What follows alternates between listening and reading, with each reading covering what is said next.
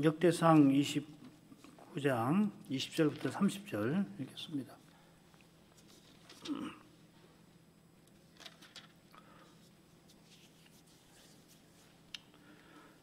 부터 읽겠습니다. 다윗이 온 회중에게 이르되 너희는 너희 하나님 여호와를 송축하라 하매 회중이 그 열조의 하나님 여호와를 송축하고 머리를 숙여 여호와와 왕에게 절하고 이튿날 여호와께 제사를 드리고 또 번제를 드리니 수송아지가 1천이요 수양이 1천이요 어린 양이 1천이요 또 그 전제라 온 이스라엘을 위하여 풍성한 제물을 드리고 이날에 무리가 크게 기뻐하여 여호와 앞에서 먹으며 마셨더라.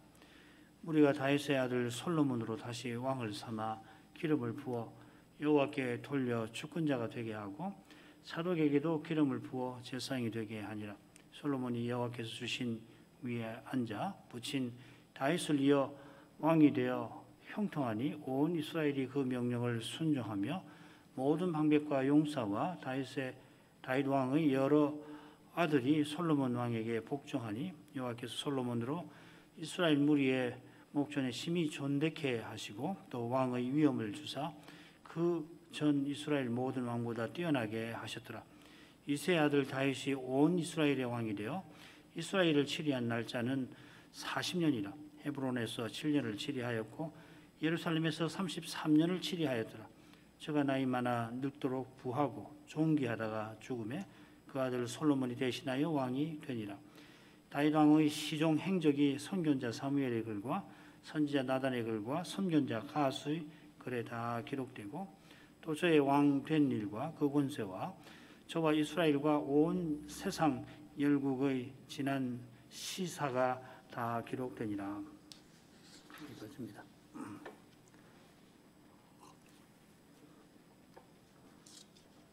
역대기 선지자는 다윗이 백성과 함께 성전 건축을 위하여서 헌상을 하고서 세상을 떠났다. 역대상 마지막에 기록을 합니다. 이것은 다윗이 오실 메시아를 바라며 평생 살았던 것을 가리킵니다. 메시아를 바라며 살았다 하는 것은 죄와 죽음의 현실에서 믿음의 길을 하나님 은혜를 구하며 그 길을 걸어간 것입니다. 그 길은 오직 자기 전부를 하나님께 맡기고 하나님을 전부로 삼는 태도, 이 헌상의 태도죠. 그런 태도로만 걸어갑니다. 그 길을 끝까지 걷고 그 길이 맞닿는 이어지는 저 하늘 본향의 영광을 보았을 때 다윗은 기쁨을 이기지 못합니다. 그 기쁨에 휩싸여서 그가 여호와를 송축하는 기도를 이어드립니다. 자기가 평생 섬겼던 온 회중도 자신과 함께 여호와를 송축하도록 권합니다. 오늘 그 부분부터 보겠습니다. 20절부터 22절 상반절까지입니다. 다윗이 온 회중에게 이르되 너희는 너희 하나님 여호와를 송축하라 하며 회중이 그 열조의 하나님 여호와를 송축하고 머리를 숙여 여호와와 왕에게 절하고 이튿날 여호와께 제사를 드리고 또 번제를 드리니 수송아지가 1천이요 수양이 1천이요 어린 양이 1천이요 또 그 전제라. 온 이스라엘을 위하여 풍성한 제물을 드리고 이날에 무리가 크게 기뻐하여 여호와 앞에서 먹으며 마셨더라. 온 회중에게 다윗이 너희 하나님 여호와를 송축하라 하니까 그들이 열조의 하나님 여호와를 송축합니다. 바로 앞에 다윗의 송축 그 부분을 보면은 그가 열조의 하나님을 불러 감사와 찬송을 드렸죠. 10절, 18절에 처음과 끝에 보면은 우리 조상 이스라엘의 하나님 여호와, 또 18절에 보면 우리 열조 아브라함과 이삭과 이스라엘의 하나님 여호와여, 그렇게 찬송을 드리는데 백성도 다윗처럼 여호와를 언약의 하나님으로 불렀습니다. 20절에 거듭 나오는 온 회중, 또 뒤에도 온 회중이 나오는데 이 온 회중이라는 말도 이들이 언약 백성임을 강조하는 표현입니다. 역대기 문서에 특별히 등장하는 표현이라고 말씀드렸죠. 하나님께서 열조와 맺으신 언약을 친히 이루어서 지금 이스라엘을 성전 건축에 써주십니다. 실은 송축이 이 성전 건축의 목적에 속합니다. 성전은 여호와께서 자기 백성을 가까이 불러 교제하시는 곳입니다. 교회의 본질은 여호와와 여호와의 종을 모신 그 거룩한 사귐에 있습니다. 하나님을 전부로 삼고 자기 전부를 드리는 거기에 교회다움이 나타납니다. 이 정신이 여호와와 왕에게 절한데 나타납니다. 똑같은 표현을 인간 왕에게 쓰는 뜻이 여호와께서 여호와의 종으로 오신 거기서 예수 그리스도 안에서 환히 드러납니다. 제자들이 부활하신 그리스도 앞에 경배하였죠. 이 절한다는 것은 하나님의 거룩한 통치를 온전히 받드는 것입니다. 이튿날 온 회중이 여호와께 제사를 드렸다 하였습니다. 물론 제사장이 레인의 도움을 받아서 제사를 드렸겠죠. 드린 제사는 당연히 언약의 체결과 갱신을 위한 번제와 화목제입니다. 21절 처음에 나온 제사라는 말, 또 그 끝에 나온 제물이 똑같은 낱말입니다. 쩌바임. 이 뭐냐면 화목제를 가리키는 표현이에요. 이게 잘 분간이 안 될 수 있는데, 이 번제와 함께 이 제물이나 이 제사라는 말이 나오면 그거 화목제라고 생각하시면 좋습니다. 솔로몬 때 성전 낙성식에서처럼 먼저 번제와 화목제를 드리고 이어서 온 이스라엘을 위한 화목제를 드렸을 겁니다. 다시 화목제를 드린 것은 백성이 화목제 음식을 먹는 것과 붙어 있습니다. 번제와 함께 드리는 이 화목제 음식은 백성이 먹는 것이 아니라 제사장에게 돌아가죠. 역대기 선자는 21절 앞뒤로 화목제를 배치를 합니다. 순서는 번제, 화목제 이렇게 들었을 텐데 순서를 이렇게 21절을 화목제를 앞뒤로 하고 번제를 가운데 배치를 의도적으로 한 겁니다. 그래서 화목제들과 달리 번제로 드린 희생의 수효를 특별히 언급을 했죠. 언급한 수효도 모두 1천입니다. 1천은 10 곱하기 10 곱하기 10 완전을 상징합니다. 번제는 여호와께서 이스라엘을 특별한 소유로 삼으신 뜻을 이루는 제사입니다. 여기 특별한 소유라는 말이 역대상 29장 3절에 나온 것을 기억하실 것입니다. 다윗이 사유, 금과 은을 드렸다 할 때 그 사유라는 말이 서글라라는 말입니다. 요컨대 역대기 선자는 성전 건축을 위한 온전한 헌상을 강조하고 있습니다. 역대기 선자가 이 온전한 헌상을 강조하는 그 심정은 자기 시대의 열악한 현실과 붙어 있는 것 같습니다. 사람의 눈에는 포로에서 돌아와서 힘겹게 성전을 재건했고 페르시아 제국에 비하면은 유다는 있으나 마나 합니다. 식민지이니까 유다의 모든 것은 이 페르시아 제국의 것입니다. 그것이 당시 이 세계의 법적 현실입니다. 무거운 세금을 매기면 내야 합니다. 전쟁이 나서 제국에서 수용 명령이 내리면 있는 것 없는 것 다 내놓아야 합니다. 요구대로. 그런 현실이라 언약 백성은 우리가 무엇을 할 수 있으랴, 우리가 가진 것이 무엇인가 낙담하기 쉽습니다. 그러나 여호와께서 그때나 지금이나 언제든지 돈이 없으셔가지고서 우리 보고 헌상하라 하시는 게 아닙니다. 쓰실 인물이 없어가지고서 마음에 내키지도 않게 억지로 헌신하라 하시는 것 아닙니다. 우리 스스로는 주님 앞에 아무것도 아닙니다만은 이런 우리를 주님의 거룩하신 뜻에 써주시려고 우리에게 있는 모든 것, 실은 하나님께서 우리에게 먼저 주신 모든 것을 하나님 손에 맡기라 하시는 것입니다. 역대기 백성이 식민지 백성, 곧 제국의 종이지만은 여호와께서 온전히 헌상하시는 자기 백성을 써서 제국을 호령하려 하시는 겁니다. 여호와께서 다니엘과 세 친구를 쓰셔서 느부갓네살의 제국을 호령하셨습니다. 당시 다니엘의 처지는 역대기 시대 백성보다 더 나빴으면 나빴지 결코 좋지 않았습니다. 이 온전한 헌상이 배도의 물결이 범람하는 이 시대에도 하나님이 우리에게 요구하시는 바로 그것입니다. 이 온전한 헌상은 다른 것 아닙니다. 오직 그리스도를 고백하고 그리스도를 전부로 삼는 바로 그 태도입니다. 우리에게 이런 고백과 태도가 있다면 교회 분열의 문제를 풀기를 틀림없이 주실 것입니다. 22절은 화목제 음식을 함께 나누는 아름다운 정경을 잘 보여주고 있습니다. 그 아름다움은 언약 백성이 하나님의 설화에서 거룩한 사랑으로 하나 되는 데에 있습니다. 역대기 선자가 역사를 되돌아보며 지금 언약 백성에게, 자기 시대의 언약 백성에게서 가장 바라는 모습일 것입니다. 하늘의 주님께서 우리에게 가장 바라시는 그 모습입니다. 해 아래서 누리는 참된 기쁨이 바로 거기에 약속되어 있는 것입니다. 이 기쁨에 대한 갈망이 있어서 이 분열된 현실에서 우리가 처절한 슬픔을 맛보는 것입니다.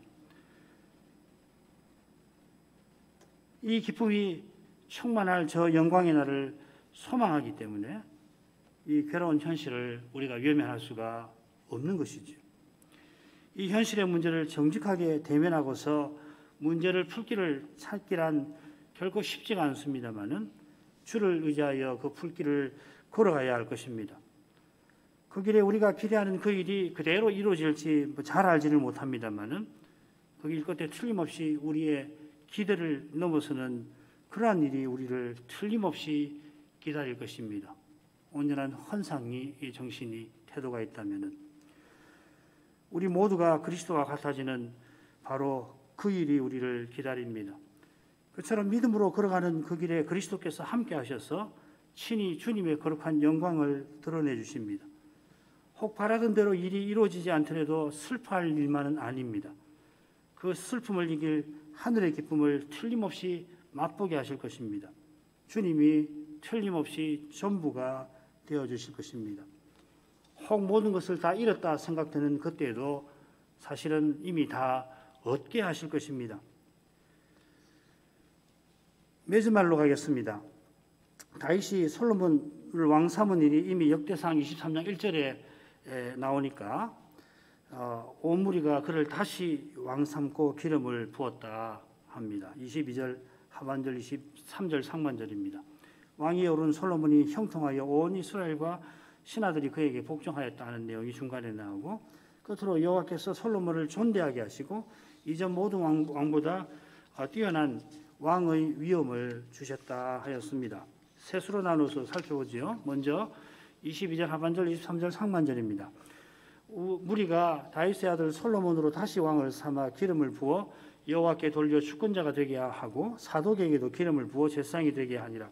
솔로몬이 여호와께서 주신 위에 앉아 부친 다윗을 이어 왕이 되어 역대기 선자는 오온의 중이 솔로몬에게 기름 부어 다시 왕 삼았다 함으로써 다윗이 생애 마지막에 성전 건축을 위임하면서 솔로몬을 왕 삼았던 일, 역대상 23장 1절을 상기시킵니다. 기름 부어 왕 삼은 일은 열왕기상 1장 32절부터 40절에 기록된 솔로몬의 대관식을 가리킬 겁니다. 거기 보면은 제사장 사독이 솔로몬에게 직접 기름을 붓습니다마는 다윗이 제사장 사독과 선지자 나단에게 저에게 기름 부어 이스라엘 왕을 삼으라고 명령하였습니다. 제사장 사독이 직접 기름을 붓지만은 나단 선지자가 함께한 것입니다. 제사장과 선지자가 기름 부었지만은 하나님께서 그들을 쓰셨습니다. 그래서 여호와께서 왕에게 기름 부어 이스라엘 왕을 삼으셨다. 요건 그 사울의 경우죠, 그죠? 사무엘이 사울에게 기름을 부었지만은 그러나 여호와께서 기름 부어 왕으로 삼으신 것이다 한 말이고 사무엘하 12장 7절은 다윗과 관련해서도 그렇게 이야기하시는 거죠. 다윗이 온 이스라엘의 왕이 될 때는 이스라엘 모든 장로가 기름 부었는데 백성의 대표로서 그리한 겁니다. 그처럼 솔로몬에게 기름 붓는 것은 제사장과 선지자입니다만은 이 둘이 백성을 대표하고 대신하는 직분자니까 실은 온 회중이 기름 부은 것이겠습니다. 온 회중이 기름 부어 왕을 삼았지만은 온 회중을 쓰셔서 여호와께서 친히 솔로몬을 직분자로 세우신 것입니다. 온 회중이 솔로몬만 아니라 사독을 기름 부어 제사장이 되게 하였다 하였습니다. 사독에게 기름 부어 제사장 기름 부은 일이 이 열왕기라고 하는 건 역대상하고 서로 짝을 이루는 역사가 기록되어 있으니까 열왕기를 비롯해서 다른 구약 성경 어디에도 나오지는 않습니다. 아마 솔로몬이 이다말 계열이 아닌 엘르아살 계열이 대제사장 직분을 맡게 하신 하나님의 뜻을 받던 그 일을 가리킬 것입니다. 열왕기상 2장 27절 보면 아비아다를 쫓아내어 여호와의 제사장 직분을 파면하니 여호와께서 실로에서 엘리 집에 대하여 하신 말씀을 응하게 함이더라. 그리고 좀 밑에 내려가면은 제사장 사독으로 아비아다를 대신하게 하니라. 이것도 마찬가지일 겁니다. 솔로몬이 여호와의 명을 받들어 사독을 대제사장 되게 한 것입니다만은 역대기 손자는 오온회중이 그리하였다 합니다. 이것은 역대기 시대의 상황과 그 시대 교회의 이 사명과 붙어 있습니다. 그 시대는 다윗 왕위가 비어 있습니다. 사람의 눈에는 위대한 왕이 절실한 시대입니다. 그런 왕이 제국의 종살이에서 벗어나게 해주었으면 간절히 바라는 마음이 언약 백성 안에 가득합니다. 그러나 선자는 위대한 왕인 다윗이나 솔로몬도 하나님께서 친히 세우신 종이고 그들을 왕으로 세울 때 온 회중을 쓰신 사실을 상기시킵니다. 사독 대제사장도 여호와께서 온 회중을 쓰셔서 기름 부어 세우셨습니다. 다윗이 이다말 계열이 아닌 엘르아살 계열로 대제사장 삼고자 했지만 그게 하나님 뜻인 줄 알지만은 하지를 못했죠. 그래서 죽을 때까지 아비아다라고 사독을 둘을 이 대제사장직에 임명을 하지 않습니까? 다윗이 못했어요. 하나님께서 하셨고 그 일에 온 회중을 쓰셨습니다. 사람 눈에는 역대기 시대의 백성이 힘없고 볼품없는 식민지 백성이지만은 이들을 쓰셔서 하나님께서는 다윗이 성전 건축을 준비하며 바라던 그 영원한 왕을 보내실 것입니다. 유다 사람 다니엘이 선자로 세움받아서 느부갓네살과 고레스에게 큰 영향을 끼쳤던 것은 하나님께서 세우신 온 회중 곧 구약교회와 붙어있지 다니엘이 홀로 탁월한 데 있질 않습니다. 다윗도 본래 양을 따르던 목동에 불과했지만 하나님께서 자기 백성의 구원을 위하여서 하나님의 언약을 이루시기 위하여서 그를 백성의 목자로 세우셨습니다. 심지어 여호와께서 여호와의 종이 되셔서 되시기까지 하시며 언약을 친히 이루셨습니다. 우리가 그리스도의 몸과 지체가 되게 하려고 그리하신 것입니다. 이 거룩한 목적을 위해서 하나님께서 교회에 선물들을 주시고 있고 또 주실 것입니다. 비록 사람 눈에는 역대기 시대의 교회가 보잘것없지만은 하나님은 온 회중을 특별한 소유로 귀히 여기십니다. 우리가 그리스도의 몸답게 서나가려고 한다면은 하나님께서 틀림없이 그 길에 장애되는 것을 친히 제거해 주시고 우리에게 절실한 모든 것을 친히 공급하실 것입니다. 이 시대의 거룩한 교회로 서나갈 길을 친히 보이시고 친히 인도하실 것입니다. 무엇보다 우리에게 말씀이 절실한데 그 절실한 말씀을 친히 주시고 깨닫게 하시고 또 받들게 하실 것입니다. 역대기 선자는 솔로몬이 여호와께서 주신 위에 앉았다 합니다. 이 표현이 실은 뭐라고 되어 있냐면 여호와의 위라고 되어 있습니다. 여호와께서 주신 위 이렇게 풀어져 있지 않고 여호와의 위라고 되어 있습니다. 기세 아도나이 야훼 이렇게 되어 있습니다. 열왕기상 2장 12절에서는 솔로몬이 다윗의 위에 앉았다 이렇게 되어 있습니다. 아마 한글 개역 번역자들은 이런 뜻을 살려서 여호와의 위를 여호와께서 주신 위라고 새긴 줄로 생각됩니다. 그런데 역대기 선지자가 여호와의 위라고 이렇게 표현을 쓴 이유가 다윗 언약과 붙어 있습니다. 역대상 17장 14절 마지막 부분인데 내가 영영이 그를 내 집과 내 나라에 세우리니 그 위가 영원히 견고하리라. 다윗의 후손이 왕이 되어 다스릴 나라가 내 나라 곧 여호와의 나라입니다. 사람의 눈에는 솔로몬이 다윗의 위에 오른 것입니다마는 다윗이 바라던 나라는 인간 나라가 아니라 영원한 나라, 하나님 나라입니다. 자기가 왕이지만은 영원한 나라의 왕이신 여호와를 섬기는 종입니다. 종에 불과합니다마는 여호와께서는 그런 종인 다윗과 그의 왕위에 오른 후손을 내 아들이라 부르십니다. 시편 2편 7절이 그것입니다. 그리고 89편 27절에는 장자라고 하였습니다. 솔로몬이 왕위에 오른 데에서 역대기 선자는 여호와께서 다윗 언약을 친히 이루신 것을 봅니다. 그 언약이 온전히 이루어질 때에 다윗의 후손은 다윗이나 솔로몬처럼 입양된 아들이 아니라 하나님의 그 아들이심이 드러날 것입니다. 그분은 하나님 나라의 왕이십니다. 그리스도는 솔로몬이 왕위에 오를 때 역대기 선자는 다윗 언약이 아직은 부분적이지만 이루어진 것을 보는 것입니다. 그처럼 지금 다윗의 위가 비어있는 자기 시대에 그 언약이 더욱 이루어지는 것을 봅니다. 여호와의 나라만 아니라 여호와의 집 성전에 세움받을 메시아가 오실 그때가 다윗 시대보다 가까워진 것입니다. 23절 하반절 24절 형통하니 온 이스라엘이 그 명령을 순종하며 모든 방백과 용사와 다윗의 여러 아들이 솔로몬 왕에게 복종하니 솔로몬이 왕위에 올라 형통하였습니다. 이 표현이 형통하다는 표현이 짝을 이루는 역대상 22장 1절부터 19절까지가 이 부분과 짝을 이루는데 두 번 나옵니다. 11절 13절입니다.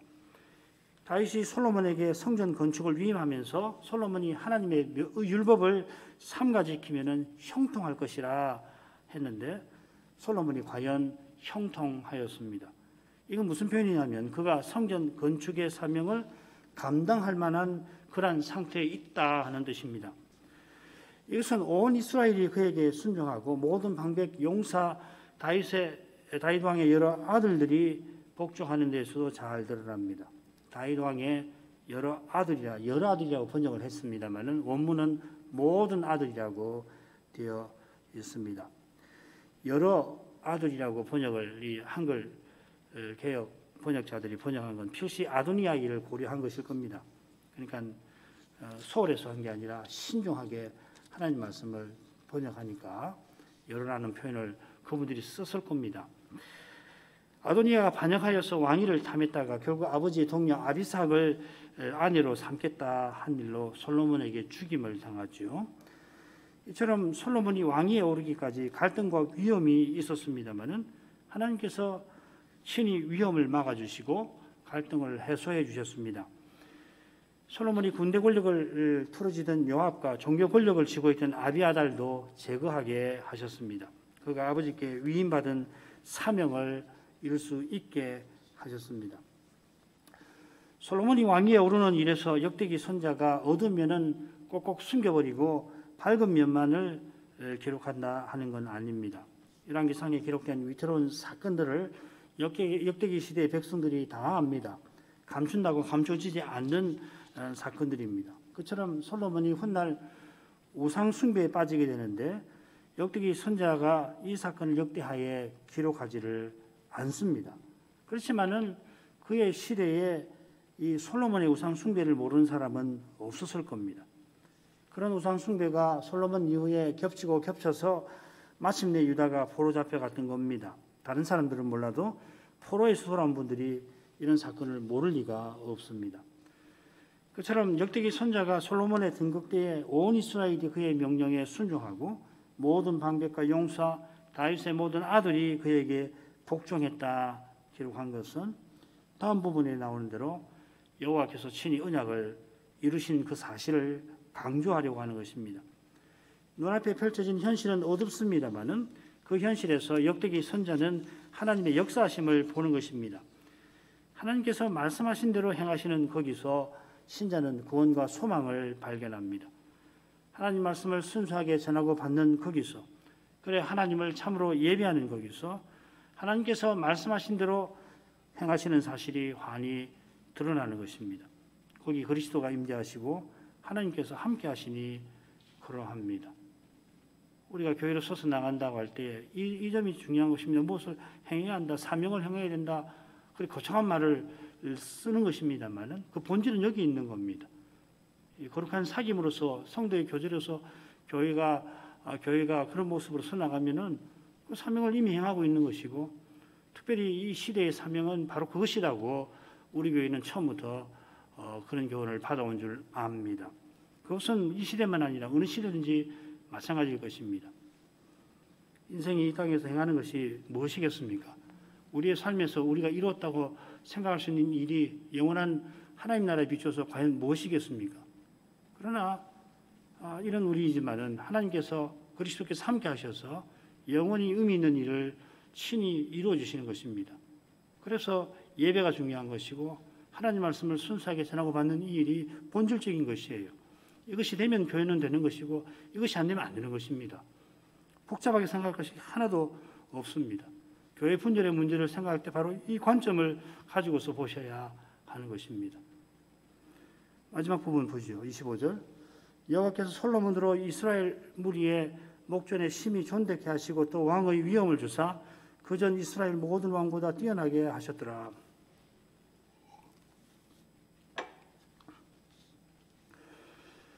열왕기 사건에 비추어 온 이스라엘이 솔로몬에게 순종하는 거, 이 하나님께서 하신 일이 맞는데 여기서 하나님께서 이스라엘 무리, 온 이스라엘인데 여기는 이스라엘 무리라고 번역을 했어요. 똑같습니다. 온 이스라엘의 목전에 솔로몬을 존대케 하셨다. 아주 명시적으로 하나님께서 하셨다 이렇게 되어 있습니다. 온 이스라엘대로 순종하게 하시는 것이 곧 솔로몬을 심히 존대케 하신 것이겠습니다만은 이 역대기 선지자가 이 표현을 쓰는 뜻이 있습니다. 지금 심히 존대케 하다 하는 이 표현이 이 짝을 이루는 단락에 보면은 솔로몬이 건축할 성전에 그대로 쓰여 있습니다. 거기 보면은 극히 장려하여 솔로몬이 건축할 전은 심히 장려하다 같은 말입니다. 여호와께서 솔로몬을 심히 존대케 하신 것은 극히 장려한 성전을 지을 만하게 해주신 것을 가리키는 겁니다. 여호와께서 또한 솔로몬에게 왕의 위엄을 주셨습니다. 여기 위엄이라고 하는 말이 바로 앞에 솔로몬의 그 송축에 나오죠. 거기 보면 하나님의 그 속성이 5가지로 나오지 않습니까? 광대하심, 권능, 영광, 이김, 위엄이 다 주께 속하였다 할 때 그 위엄하고 똑같은 말입니다. 또 이 광대하심이라고 이 금방 일간 5가지 중에 처음 나오는 광대하심이 뭐하고 같은 말이냐면 이 존대케 하심과 붙어 있는 겁니다. 크게 하시다, 크시다, 크게 하시다 이 말이죠. 요컨대 광대하시고 위엄 있으신 여호와께서 솔로몬에게 광대함과 위엄을 주셨다 하는 말입니다. 하나님의 5 속성 중에 영광이 언약궤와 연결된다는 말씀을 드렸지요. 위엄도 그렇습니다. 이 위엄이란 말 시편 96편 6절에 보면은 이 언약궤 옮길 때 드린 찬송인데 이 시편 96편 6절에도 이 위엄이란 말이 언약궤와 연결되어 나옵니다. 결론으로 말씀드리면 왕의 위엄을 솔로몬에게 주셨다 하는 것은 그에게 성전 건축에 사명 주신 것과 붙어 있다 하는 말입니다. 사명을 주신 하나님께서 사명을 행할 힘을 주신다 하는 말입니다. 솔로몬에게 왕의 위엄을 주셔서 그 전 이스라엘 모든 왕보다 뛰어나게 하셨습니다. 그 전 이스라엘 모든 왕은 다윗 그리고 그 앞에 사울이죠. 사울과 다윗 둘뿐입니다만은 모든 왕이라 표현합니다. 지금 이 모든 왕보다 뛰어나게 하셨다. 이거 비슷한 표현이 열왕기상 솔로몬의 대관식에 나옵니다. 열왕기상 1장 47절 왕의 하나님이 솔로몬의 이름을 왕의 이름보다 아름답게 하시고 그 위를 왕의 위보다 크게 하시기를 원하나이다. 37절에도 브나야의 말이 나오는데 비슷합니다. 다윗의 신복들이 그런데 다윗 왕에게 축복하면서 왕의 하나님이 솔로몬의 이름을 왕의 이름보다 아름답게 하시기를 원합니다. 이렇게 소원을 표현한 겁니다. 그러니까 다윗과 솔로몬을 그저 비교하면서 지는 해를 버리고 떠오르는 태양, 떠오르는 해를 그들이 지지한다는 건 아닙니다. 하나님께서 솔로몬의 이름을 더 아름답게 하시고 그의 위를 더 크게 하시기를 다윗 자신이 바라는 거죠. 다윗은 솔로몬의 통치가 자기보다 더 낫기를 바랍니다. 그 이유가 뭐냐면 자기저로 말미암아 나라가 큰 위험에 떨어졌던 데 있고 그래 오실 메시아께서 죄 없는 나라를 세워주시기를 바라본 데 있는 것입니다.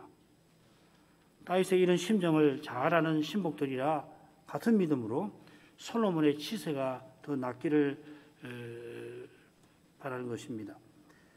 그래서 다윗의 하나님께서 그렇게 해주시기를 구한 것이죠. 비슷하게 여기 한글 개역 성경에 뛰어나게 하셨다 이렇게 되어 있습니다만은 번역을 정확하게 하면은 이전 모든 왕에게 주시지 않은 왕의 위엄을 주셨다. 그런 뜻이에요. 번역을 이렇게 하는 게 했으면 좋았을 뻔했습니다. 그 위엄은 앞서 살핀 대로 성전 건축의 사명과 붙어 있습니다. 솔로몬이 맡은 성전 건축은 그저 화려한 신전 하나 짓는 것 아닙니다. 하나님이 자기 백성과 함께 하셔서 거룩한 통치를 드러내시는 일과 붙어 있습니다. 이제 역대상 마지막 솔로몬 생애의 맺은 말을 보겠습니다. 26절부터 30절까지 읽습니다. 이새의 아들 다윗이 온 이스라엘 왕이 되어 이스라엘을 치리한 날짜는 40년이라. 헤브론에서 7년을 치리하였고 예루살렘에서 33년을 치리하였더라. 저가 나이 많아 늙도록 부하고 존귀하다가 죽음에 그 아들 솔로몬이 대신하여 왕이 되니라. 다윗 왕의 시종 행적이 선견자 사무엘의 글과 선지자 나단의 글과 선견자 가수의 글에 다 기록되고 또 저의 왕된 일과 그 권세와 저와 이스라엘과 온 세상 열국의 지난 시사가 다 기록되니라. 세 부분으로 나눌 수 있습니다. 첫째로 다윗이 온 이스라엘의 왕으로서 40년을 다스렸다는 거고, 둘째로 그가 부하고 존귀하다가 죽을 때에 복되게 죽고 솔로몬이 그를 이어 왕이 되었다는 것, 셋째로 다윗 왕의 모든 행적이 선자의 글에 기록되었다는 것입니다. 그 생각할 것이 참 많은데 핵심만 간단히 생각하고 마치죠. 역대기 선자는 다윗이 온 이스라엘의 왕이라고 강조를 하고 있습니다. 사무엘기에 따르면은 다윗이 먼저 유다의 왕이 되어서 헤브론에서 7년을 다스렸습니다만은 역대기는 그 기간도 이스라엘을 치리한 세월에 포함시킵니다. 이건 역사 왜곡이 아니라 다윗이 이스라엘 왕으로 기름 부음 받았죠. 사무엘에게. 그리고 기름 부음 받은 뜻을 이루며 살았죠. 그래서 먼저 유다 왕이 된 것이죠. 아울러 역대기 시대에 주로 유다와 베냐민 지파가 언약의 땅에서 살아갑니다마는 선자는 그들이 다른 10지파와 함께하는 온 이스라엘로서 살아갈 것을 강조합니다. 특별히 이 역대상 처음에 나오는 족보 부분을 보시면은 그 점이 강조가 되어 있습니다. 예를 들면 역대상 9장 1절을 보면 온 이스라엘이 그 보게대로 계수가 되고, 이런 것도 역시 마찬가지죠. 군데 보면은 이 온 이스라엘이라는 말, 그래서 유다가 다른 지파는 다 제쳐놓고 우리만 뭐 해보겠다 이런 생각 갖지 말고 온 이스라엘이라는 그 정체성과 그리고 온 이스라엘이 주신 사명을 행하도록 선자는 이 교훈을 해나간다는 것을 알 수 있습니다. 그래서 쓴 말이 온 이스라엘이라는 말을 자주 쓰는 겁니다. 둘째로 다윗이 부하고 존귀하다가 죽은 것은 열조처럼 언약을 이루며 살았다는 것을 가르쳐 줍니다. 아브라함이나 이삭이 죽을 때 이런 표현을 쓰죠. 솔로몬이 대신하여 왕이 된 것은 하나님께서 다윗 언약을 친히 이루신 것을 보여줄 것입니다. 셋째로 다윗이 온 이스라엘의 왕으로서 행한 시종 행적이 사무엘, 나단, 가스의 글에 기록되었습니다. 세 분이 선지자죠. 칭호가 조금씩 다릅니다. 선견자 사무엘, 여기는 로에라는 말이고, 선지자 나단 할 때는 우리가 아는 그 나비라는 말, 그리고 선견자 갓 했는데 여기서는 사무엘이 선견자라고 할 때와는 다른 낱말 호세라는 말을 썼습니다. 여기서는 같이 선견자라고 되어 있지만 사무엘기를 보면 선지자 혹은 선견자된 선지자라고 되어 있습니다. 사무엘도 선지자라고도 기록이 되어 있죠. 신약 시대도 마찬가지고 선자들의 그러니까 선견자나 선자라는 말을 쓸 때 조금씩 그 강조점이 다르지만은 근본적으로 무슨 차이가 있는 것이나 직분이나 등급에서 차이가 나는 건 아니다 이 말이죠, 그죠? 이 선지자의 이 글들이 지금은 남아 있지 않을 겁니다. 이 글들에서 역대기 선자는 사무엘기나 열왕기에 없는 내용을 가져다가 다윗 시대, 다윗 생애를 다시 쓴 겁니다. 이제 역대기 선자를 끝으로 세례 요한이 등장할 때까지 선지자가 없는 시대가 언약 백성의 삶에 이어질 것입니다. 그 기간이 한 400년 정도 될 겁니다. 300~400년, 400년 정도 생각하시면 될 것 같아요. 역대기 이후 시대는 선지자가 없더라도 선지자의 글들, 곧 기록된 계시를 통하여 자기 시대를 살필 수가 있을 것입니다. 역대기 선지자의 거룩한 안목을 배워서 시대의 사명을 깨달아서 받들 수가 있는 것입니다. 우리가 역대기를 공부할 때 열왕기와 다르게 독립해서 보아야 할 이유도 바로 여기 있는 것입니다. 이 역대기 선지자의 역사적 안목이 뭔가, 그걸 잘 배워서 우리 시대 역사를 어떻게 볼 것인가. 다윗의 시종 행적에는 왕된 일, 이 통치라는 말입니다. 그리고 그 권세, 저와 이스라엘과 온 세상 열국의 지난 시사가 있습니다. 이 시사, 이 시간이라는 말인데, 에트라는 말인데, 역사라고 해도 될 겁니다. 눈에 띄는 것은 온 세상 열국의 역사라 하는 표현입니다. 온 세상 열국이라는 표현은 역대기에만 나옵니다. 그리고 이 온 세상이라는 말도 주로 포로 이후의 성경책에 대부분 나옵니다. 이것은 역대기 선지자가 자기 시대, 곧 제국의 시대에 비추어서 다윗의 통치를 살피고 있음을 잘 보여줍니다. 다윗이 사람 눈에는 작은 나라의 왕이지만은 그때도 하나님께서 작은 나라와 그 왕을 통하여 온 세상 열국을 다스리셨습니다. 그때보다 역대기 시대에는 언약 백성이 훨씬 작은 나라고 심지어 식민지 백성이며 더욱이 위대한 왕도 없습니다마는 여호와께서는 그때와 다름없이 그러나 더욱 광범위하게 열국을 다스리십니다. 무엇보다 메시아를 보내어서 영원한 제국 세우실 그 뜻을 역대기 시대에 신실하게 이루고 계십니다. 이만큼 하고 역대기 공부는 마치겠습니다. 같이 기도할 제목이었습니다. 역대기 선지자는 다윗이 생애 마지막에 성전 건축을 위하여 헌상한 일을 중요하게 기록합니다. 이것은 다윗이 오실 메시아와 하나님 나라를 간절히 바랐다 하는 것을 보여줍니다. 다윗이 본래 양을 뒤따르던 목동에 불과했는데 여호와께서 이스라엘의 목자 왕으로 그를 세우셨습니다.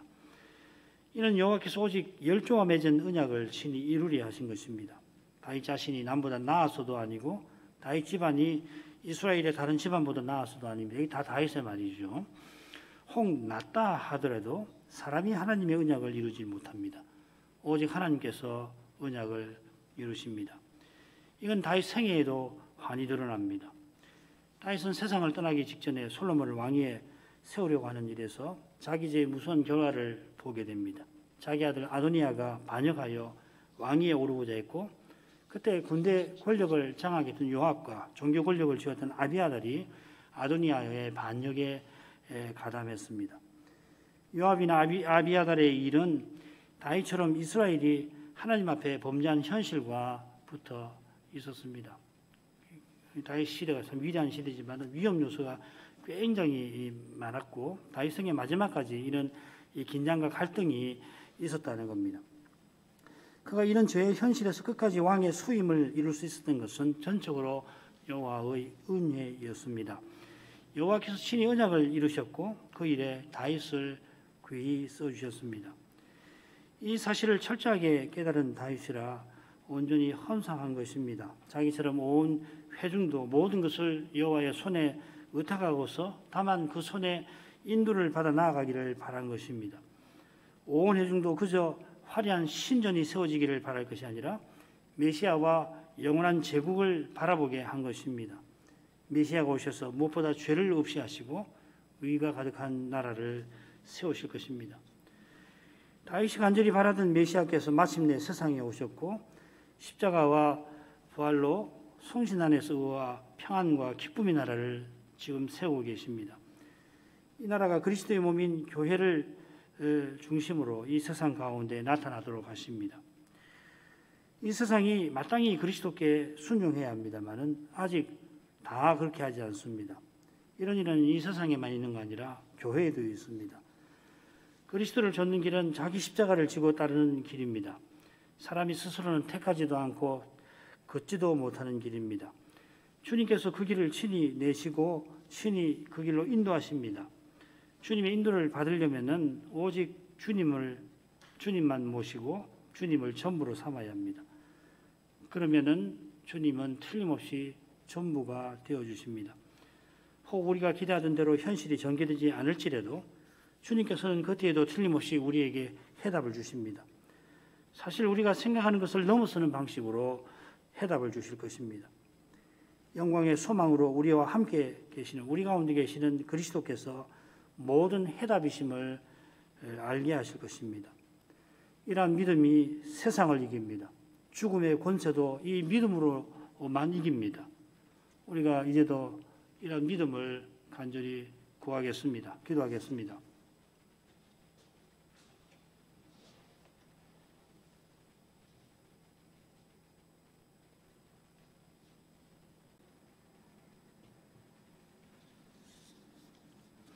기도하겠습니다.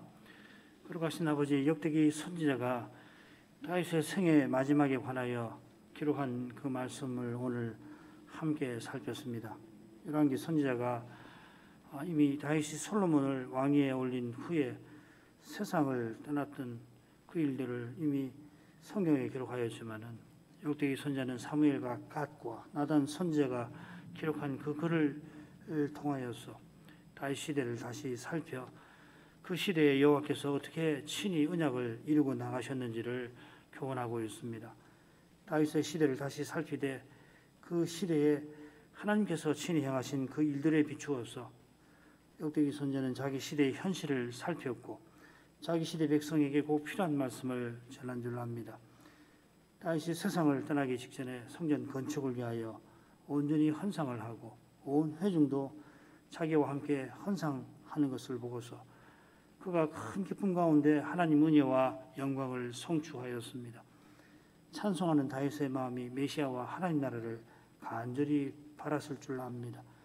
하나님께서 자기가 드린 헌상을 받아주시고 메시아를 속히 보내주셔서 죄가 전혀 없는 나라, 하나님 뜻이 온전히 이루어지는 그런 나라를 세워주시기를 그가 소원하였을 것입니다.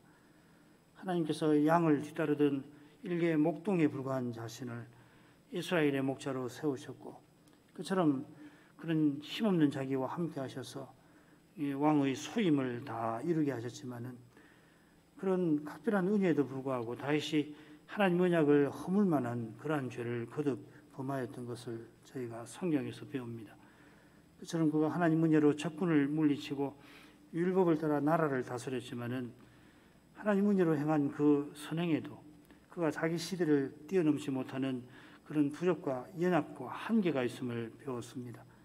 하나님께서 끝까지 다윗을 붙들어 주셔서 마침내 그 소임을 다 이루고서 세상을 떠날 수 있게 하신 줄로 압니다. 하나님께서 메시아를 보내시려고 그를 끝까지 그 일에 써 주셨을 것입니다. 역대기 선지자는 비록 자기 시대가 사람의 눈에는 다윗 시대에 비하여 초라하기 짝이 없지만은 여호와께서 다윗을 쓰셔서 친히 언약을 이루신 것처럼 이제도 제국의 종에 불과한 자기 백성이지만은 이러한 백성도 하나님 앞에 온전히 헌상할 때 쓰셔서 틀림없이 그 거룩한 영광을 드러내실 것을 바라보았습니다. 포로 잡혀갔던 다니엘이 황궁의 가장 말단 관리에 불과했지만은 그런 다니엘을 통하여 하나님께서 이스라엘을 포로에서 돌아오게 하시고 그들을 쓰셔서 성전을 재건하고 성벽을 중건하게 하셨습니다. 하나님께서 친히 인간 제국을 호령하고 계셨습니다. 중요한 것은 이 만왕의 왕이신 하나님께 온전히 헌상하는 믿음이겠습니다. 하나님께서 제국을 호령하는 데에는 인물이나 재물이 없어 그 일에 인물도 재물도 하나님에게 없어서 헌상하라 하신 게 아닐 것입니다. 온 세상이 다 하나님의 것입니다. 하나님께서는 없는 것을 있는 것 같이 불러내시는 창조주이시고 죽어 시신이 되어버린 인생을 살리시는 구원의 하나님이십니다. 역대기 시대가 사람의 눈에는 다윗 같은 영웅이 절실하지만은 그러나 실로 그 시대에 또 어느 시대이든지 절실한 것은 하나님이 친히 언약을 이루어주시는 바로 그 사실이고 그 거룩하신 하나님을 전심으로 믿고 의지하는 믿음이겠습니다. 이런 믿음으로 저희가 이 시대에 거룩한 주님의 몸으로 서나가게 되기를 간절히 구합니다.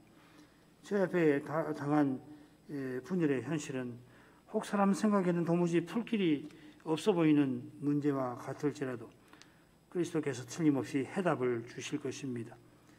저희가 전심으로 주님을 믿고 주님을 전부로 모신다면 주께서는 틀림없이 언제든지 우리에게 전부가 되어 주십니다. 그리스도께서 우리와 함께 하시는 이것이 우리에게 가장 절실한 그것이며 우리와 함께 하시는 그리스도께서 언제든지 우리에게 해답이 되어 주십니다.